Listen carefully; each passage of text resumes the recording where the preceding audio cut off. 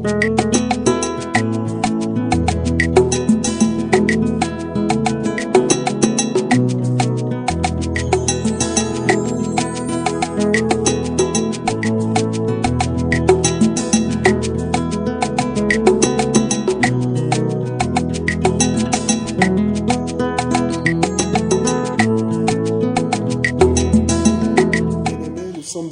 nous retrouver encore cette semaine, car nous croyons que chaque jour, chaque semaine, Dieu a quelque chose à nous dire. Et si nous sommes ensemble, nous pouvons dire ensemble aujourd'hui et nous poser la question: pourquoi cherchez-vous parmi les morts celui qui est vivant? Je voudrais que chacun de nous se pose cette question. Et cette question, ce sera une question à haute voix. Et toutes les personnes qui nous entourent, les visibles comme les invisibles, doivent entendre cette question. Pourquoi cherchez-vous parmi les morts celui qui est vivant? Luc chapitre 24, verset 5. Saisis de frayeur, elles baissèrent le visage contre terre, mais ils leur dirent: pourquoi cherchez-vous parmi les morts celui qui est vivant? Je voudrais dire à quelqu'un, Dieu parle un langage différent des autres. Écoutez-moi, les dieux que nous servons ne parle pas le langage des hommes. Parfois, il apporte la confusion par rapport à tout ce que nous connaissons, par rapport à tout ce qui nous arrive. Je voudrais ce matin que tu répètes ensemble avec moi, que nous disions: pourquoi cherchez-vous parmi les morts celui qui est vivant? Tu as une marque que Dieu a placée en toi. Mais peut-être que les autres, peut-être que les hommes, peut-être que les circonstances qui nous entourent nous mettent dans une condition où les gens nous cherchent là où il ne fallait pas nous chercher. Encore ensemble, nous pouvons dire: pourquoi cherchez-vous parmi les malades celui qui est guéri? Pourquoi cherchez-vous parmi les malheureux celui qui est heureux? Pourquoi cherchez-vous parmi les possédés celui qui est délivré? Pourquoi cherchez-vous parmi les stériles celui qui est fécond? Pourquoi cherchez-vous parmi les maudits celui qui est béni? Le langage de Dieu n'est pas le langage des hommes.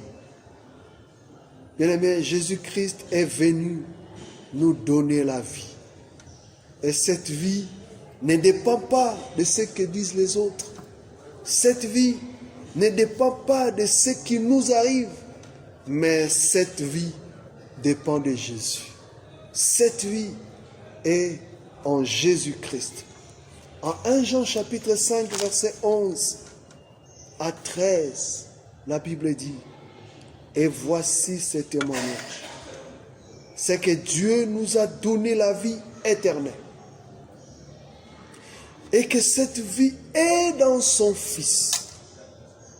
Celui qui a le Fils a la vie. Celui qui n'a pas le Fils de Dieu n'a pas la vie. Je vous ai écrit ces choses afin que vous sachiez que vous avez la vie, vous qui croyez au nom du Fils de Dieu. Oh, laisse-moi te dire que tu as Jésus, tu as la vie. Et cette vie est en Jésus-Christ. Si tu as pris le temps de rencontrer Jésus, c'est que Jésus a fait quelque chose d'extraordinaire dans ta vie. Bien-aimé, tu n'es pas enfant de Dieu parce que les autres veulent te faire enfant de Dieu. Mais tu es enfant de Dieu parce que tu as Jésus-Christ en toi. Et Jésus-Christ en toi te donne une nouvelle vie. Et cette vie ne dépend pas de ce qui t'arrive, ne dépend pas de ce qui vient dans ta vie, ne dépend pas de ce que les autres disent, mais cette vie dépend en Jésus-Christ. Jésus-Christ le dit, si quelqu'un est à moi, est une nouvelle créature. Les choses anciennes sont passées et voici toutes choses sont devenues nouvelles. Tu es une nouvelle créature. Tu es une nouvelle création. Tu es un enfant de Dieu parce que tu as Jésus-Christ en toi. Pourquoi cherchez-vous? Jésus-Christ a déjà fait quelque chose d'extraordinaire dans ta vie. Nous pouvons dire, comme le prophète Joël le disait, en Joël chapitre 3, verset 10, que le faible dise, je suis fort. Est-ce qu'il y a quelqu'un qui peut changer son langage? Parler comme Dieu.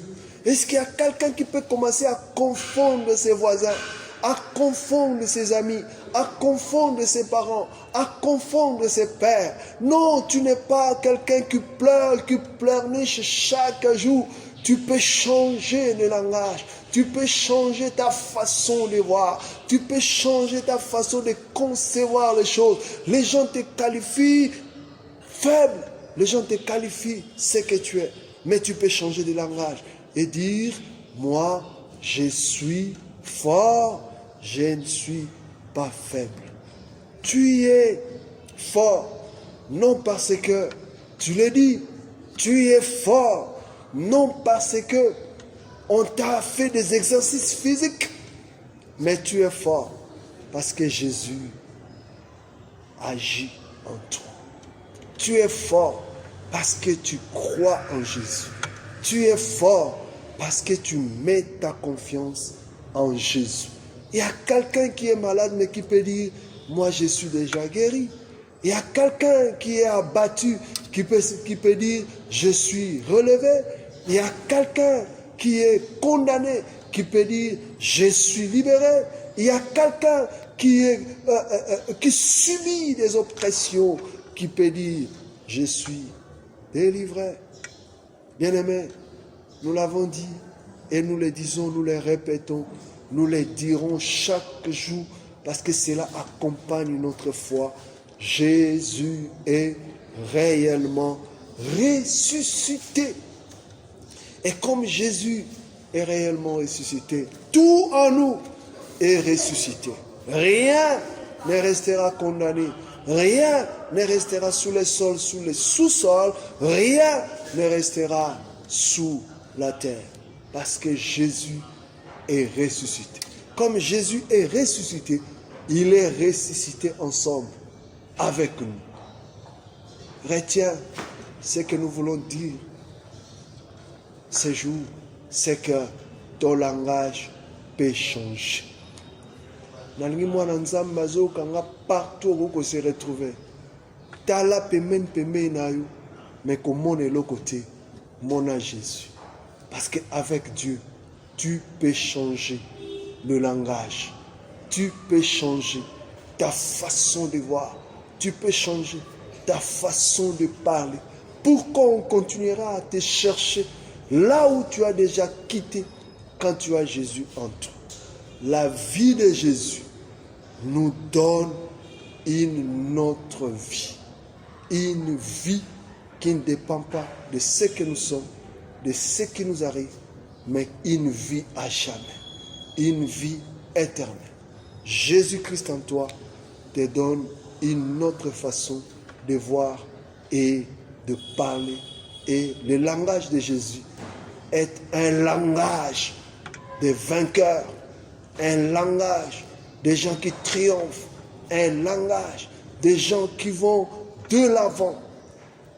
David le disait devant Goliath, ne me regardez pas tel que je suis, mais géant que tu es, je peux t'abattre.